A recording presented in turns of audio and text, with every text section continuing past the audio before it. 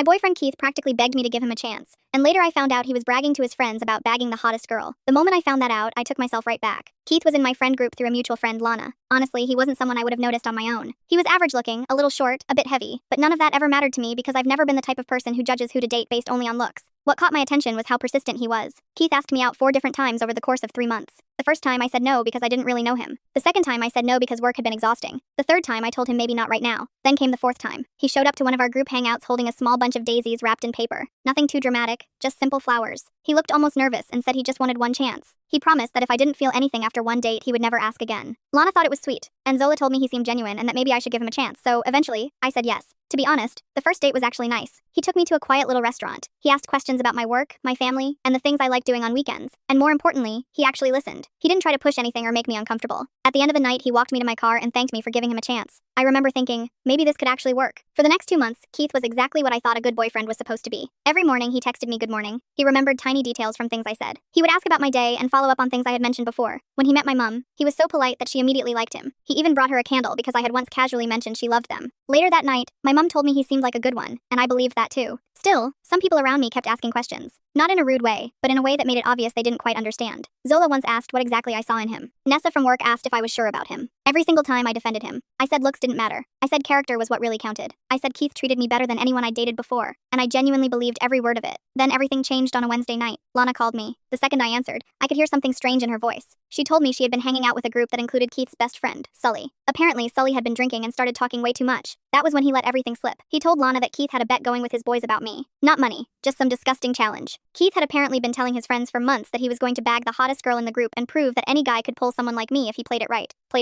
Those words made my stomach drop. According to Sully, Keith had an actual strategy. He had figured out that I responded to persistence and vulnerability, so he kept asking me out until I finally gave in. The flowers were planned, the listening was planned, remembering things I said was planned. Sully said Keith literally called it his playbook. A playbook like I was some game. Like getting close to me was just a set of steps. Then Lana told me the worst part. Keith's whole end goal was to sleep with me and then show his friends proof. That was it. Not love. Not a real relationship. Not getting to know me. Just winning some disgusting challenge and using me as a trophy. I didn't cry. I was too angry to cry. For a whole day, I just sat with that information, replaying every moment from the past 2 months in my head. Every sweet message, every thoughtful gesture, every moment that made me think he was different. The next evening, I called Keith and told him to come over. He arrived smiling like usual, completely unaware that everything had already fallen apart. I let him sit down, then I looked at him and said, Sully talked. The smile disappeared from his face instantly. He went pale. Right away, he started saying Sully was exaggerating and that guys just joke around like that. I asked him one simple question. Did you tell your friends you had a playbook for dating me? He hesitated, then said it was just a joke. A joke. I asked if the flowers had been part of the strategy. He said no. I asked if remembering things I told him was because he cared, or if it was just another step in his plan. This time, he said nothing, and that silence told me everything. I told him I had defended him to everyone, my friends, my coworkers, even strangers who clearly didn't understand why I was with him. I told him every single time someone questioned it, I stood up for him because I truly believed he was a good person. And all that time, he was turning me into some kind of trophy for his friends. I looked him straight in the eye and said, "We're done." He stared at the floor for a moment, then looked up and actually said, "You're making a mistake." I almost laughed. A mistake? I told him every sweet thing he did now felt fake. The good morning texts, the questions about my family, the candle for my mum, every single thing now looked like part of some script. Then he tried changing his story. He said maybe it started that way, but somewhere along the line it became real. He said he actually started caring about me. I asked him when. What moment? What specific point did it stop being a game? He opened his mouth and nothing came out because there was never a moment. There was never anything real. Just performance, just manipulation, just a carefully planned act. I told him to leave. He stood up, walked to the door, then turned back and said, "I do care about you." I looked at him and said, "If you cared about me, you never would have turned our relationship into entertainment for your friends." Then he left. I locked the door behind him and just sat on the couch in complete silence. I wasn't heartbroken. I was angry, because every single memory now had a second meaning. Every romantic gesture, every compliment, every thoughtful thing he did, none of it was really for me. It was for the audience waiting in that group chat. The next day, Lana called me again and told me Keith had spent almost an hour screaming at Sully on the phone. Not because he felt bad, not because he had hurt me, and definitely not because he was ashamed of what he did. No, he was angry because Sully had, in his words, ruined everything. That phrase stayed with me. Ruined everything. Not our relationship. Not my trust. His plan. That was the word Lana used, and hearing it made everything even clearer. To Keith, I had never been a person with feelings.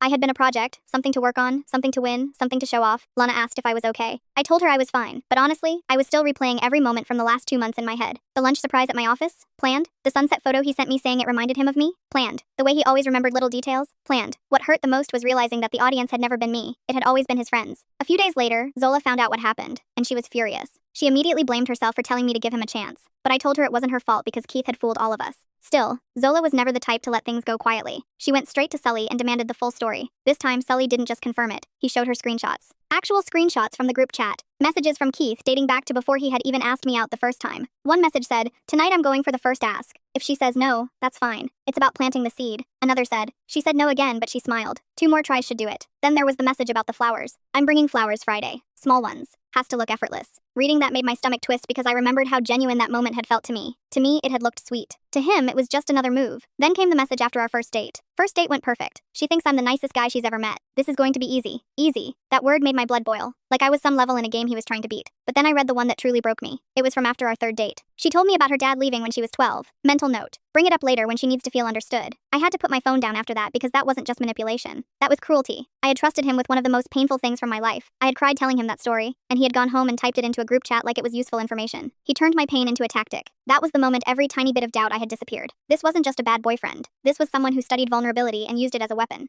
Zola sent me all the screenshots. There were 47 messages in total. 47. Keith had documented every step. What made me smile, what compliments worked, what personal stories I shared, how to use my own emotions against me. There was even one message before he met my mom that said, "Meeting the mom tomorrow, bringing a candle, this is the trust lock." Trust lock. He called winning over my mother a trust lock. That one nearly made me cry because my mom had genuinely liked him. She had smiled and told me she thought he was safe, and all along he was treating her kindness like another checkpoint in his little strategy. A couple of weeks later, Keith sent me a handwritten letter, 4 pages long. I read it once. He said he was sorry. He said what started as a joke had become real. He said somewhere along the way he had genuinely fallen for me. But as I read it, something felt off. It was written too perfectly. Every sentence was emotionally polished. Every paragraph flowed like it had been carefully drafted. It didn't feel like honesty. It felt like another script, another performance, another playbook. I threw it away. When Zola came over that evening, she asked if any part of me thought his feelings had become real. I told her honestly, I don't know, and I don't think it matters. Because even if some feelings had developed later, the foundation was still a lie. You cannot build something real on top of manipulation. Months passed, and slowly, I started getting my life back. I stopped talking about Keith. I stopped defending my choices to people. I stopped explaining why I had dated him. I didn't owe anyone an explanation. One day, Lana told me Keith had already started dating someone new. Apparently, he was using the exact same tactics. Persistence, thoughtful gifts, remembering small details, same pattern, same steps, same fake sincerity. Different woman. That was when I knew he had learned absolutely nothing. He hadn't changed. He had simply moved on to another target. For a moment, I thought about warning her, but then I realized something important. It wasn't my job to follow behind Keith cleaning up the damage he caused. My job was to move forward, and I did. I started focusing on myself again. Dinner with Zola, time with Lana, work, peace, real peace. About 6 months later, my mom asked what had really happened with Keith. I finally told her everything. The group chat, the screenshots, the challenge, the playbook, and the candle. When I told her he had referred to winning her trust as a trust lock, she went completely still. I could literally see the moment her memory of him changed. She just looked at me and quietly said, "I'm glad you left him." So was I. The last thing I heard was that another woman he dated found out about the screenshots and left him too. This time, I didn't feel anger. I didn't even feel satisfaction. I just felt distant, like hearing news about a city I no longer lived in. He no longer had access to any part of me. That door was shut, locked, and I had no intention of ever opening it again.